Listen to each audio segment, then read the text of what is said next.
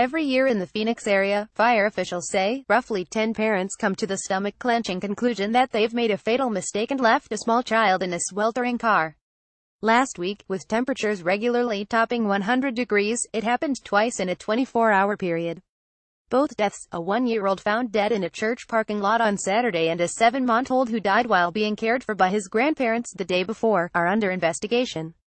Both are believed to be accidental. The deaths were the first and second cases of a child dying of heat stroke in a sweltering car this year, SGT. Mercedes Fortune told The Washington Post. The city is in what is called the monsoon season, when temperatures and humidity are at their highest points. Public officials sound a steady drumbeat of warnings about hydration, hiking, and leaving pets and children unattended, she said. The high temperature in Phoenix was 103 degrees on Saturday, according to the National Weather Service. It was 101 degrees the day before.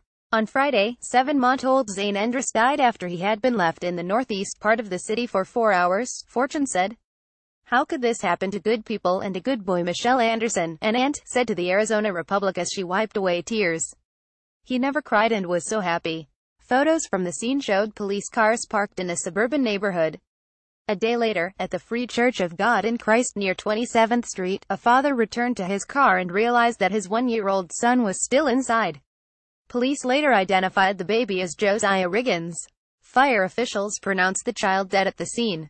The father had apparently left the child unattended for at least 2 hours at the family's home in nearby Mesa before driving to the church, Fortune said.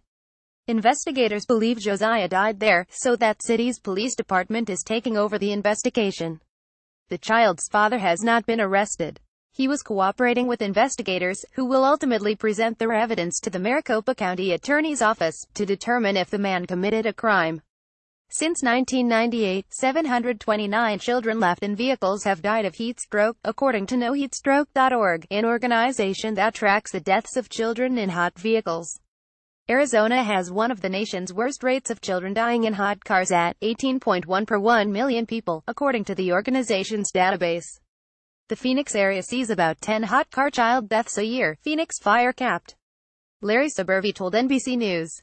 According to NoHeatStroke.org's research, the ambient temperature of a car can reach 19 degrees above the ambient temperature outside in less than 10 minutes and nearly 30 degrees hotter than air temperature in 20 minutes.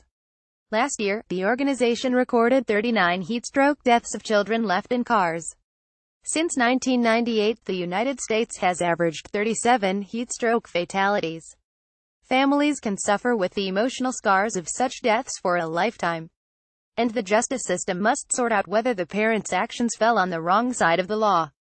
As the Washington Post's Gene Weingarten wrote in 2009, there may be no act of human failing that more fundamentally challenges our society's views about crime, punishment, justice, and mercy.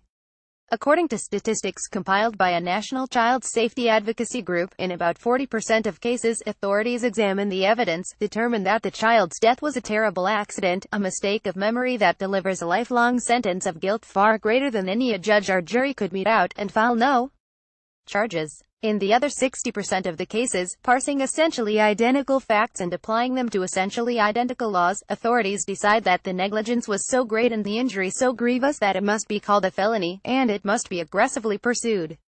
Fortune said that as the season with the most child hyperthermia deaths continues, parents should take more time to make sure their children are safe.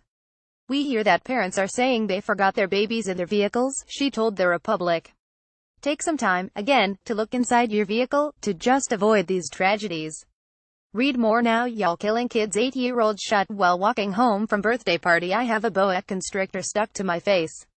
Please hurry. This little kid's been shot. 911 call reveals frantic attempts to save road rage victim. Boy building snow fort dies after he's trapped in snowbank.